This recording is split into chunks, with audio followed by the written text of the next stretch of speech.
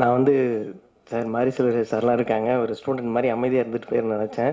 பக்கத்தில் தான் கூப்பிட்டு உட்கார வச்சு தாஜா பண்ணிட்டு இருந்தேன், எதுவும் சொல்லிடாதீங்க அப்படின்னு. ஆனால் எல்லாத்தையும் போட்டு உடச்சிட்டாரு. டேட் வாங்கியிருந்தோம், அது நடக்கும், தெரியும். டிஃபிகல்ட்டிஸ் தெரிஞ்சுக்கணும் நீங்களும்.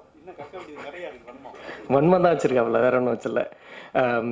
நான் நிறைய தான் பக்கத்தில் வந்து ஒரு பாயிண்டாக போயிட்டு இருக்கும்போது, இல்லை பாயிண்ட் போயிடுச்சுன்னு சொன்னார். எனக்கான பாயிண்ட்டை மட்டும் நல்லா வன்ம கூட்டம்னா சேர்த்து வச்சுருந்துருக்காரு. எல்லாருக்கும் முதல்ல வாழ்த்துக்கள். ஏன்னா ஒரு புது புது முயற்சிகளுமே வந்து அடுத்து இன்னும் பல பேருக்கான வாய்ப்புகளை வாங்கி தரும். இப்போ நம்ம ஒன்று ட்ரை பண்ணுறோம் அப்படின்னா, நமக்கு முன்னாடி அவங்க ட்ரை பண்ணது தான் நமக்கான பாதையாக இருக்கும். அந்த வகையில் நம்ம ரணசிங்கம் சார் டைரக்டரு, இப்போ டாடா, இப்படி ஒருத்தவங்களும் புது புது முயற்சிகள் எடுத்துகிட்டு இருக்கும் பொழுது தான் வந்து ஆடியன்ஸ்க்கு வந்து நிறைய வெரைட்டிஸ் கிடைக்கும். அப்போ தான் வந்து வேறு வேறு விஷயங்களுக்கான பிளாட்ஃபார்ம் உருவாகும். அதே மாதிரி இதுவும் வந்து புது முயற்சியாக இருக்குது. இது இன்னும் நிறைய பேருக்கான வாய்ப்பு ஏற்படுத்தி கொடுக்கணும்னு நான் வேண்டிக்கிறேன்.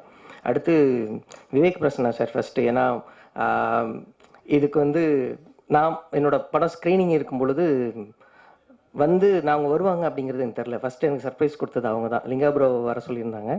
வந்து பார்த்துட்டு அவ்வளோ நேரம் அதை பாராட்டி பேசினது, அதுதான் வந்து அடுத்த லெவலுக்கு கொண்டு போகும். ஏன்னா அவங்க ஒரு அறிமுகமான ஒரு நபர். அறிமுகமான நபர்கள் வந்து ஒரு புது ப்ராடக்ட் ஐடென்டிஃபை பண்ணுறாங்க அப்படிங்கிறது வந்து அது ரொம்ப பெரிய முக்கியம். ஏன்னா மக்கள்கிட்ட கொண்டு போய் சேர்க்கறதுக்காக தான் எல்லாருமே போராடிட்டு இருக்காங்க. மக்கள்கிட்ட சேர்ந்துட்டு அவங்க அதை எடுத்து என்ன விதத்தில் வேணால் கொண்டாடிக்கலாம், அது அவங்களோட ஒப்பீனியன். பட் மக்கள்கிட்ட கொண்டு போய் சேர்க்கணும். அந்த வேலையில் எனக்கு ரொம்ப உதவிகரமாக இருந்தவர் விவேக் பிரசன்னா ப்ரோ. அதனால் அவங்களோட ப்ராஜெக்ட் அப்படின்னு தெரிஞ்சோன்னா எனக்கு ரொம்ப ஹாப்பியாக இருந்தது. அப்புறம் தனபாலன் சார் வந்து ஃபுல்லாக சர்ப்ரைஸாக வச்சுருக்காரு. என்னைய வந்து இப்படி கூப்பிடுவார் அப்படின்லாம் எனக்கு தெரியாது. ஜஸ்ட்டு ஃபோன் பண்ணி, பிரதர் இந்த மாதிரி நீங்கள் வரீங்களா அப்படின்னாரு. விவேக் பிரசன்னா சார் ப்ராஜெக்ட் பண்ணால் கண்டிப்பாக நான் வந்துடுறேன் பிரதர் அப்படின்னேன்.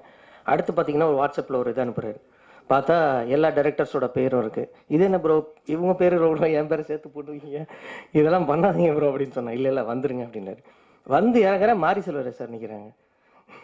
எனக்கு அது பெரிய சர்ப்ரைஸ். ஏன்னா ரொம்ப காலமாக அவங்கள பார்க்கணுன்னு நம்ம வெயிட் பண்ணிகிட்டு இருக்கிறோம்.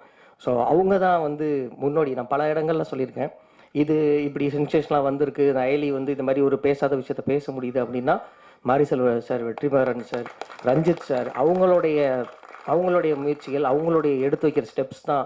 அவங்க ஆக்சுவலாக ராஜபாட்டை தான், அவங்க போட்டது எல்லாமே ராஜபாதைகள் தான். நாங்கள் சைடில் அப்படியே ஓரமாக அப்படியே பயணிச்சுட்டு இருக்கிறோம்.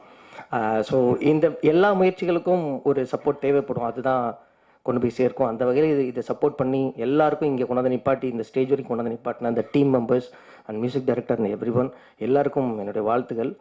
இந்த பாதையும் ராஜபாதையாக வாழ்த்துக்கள். நன்றி.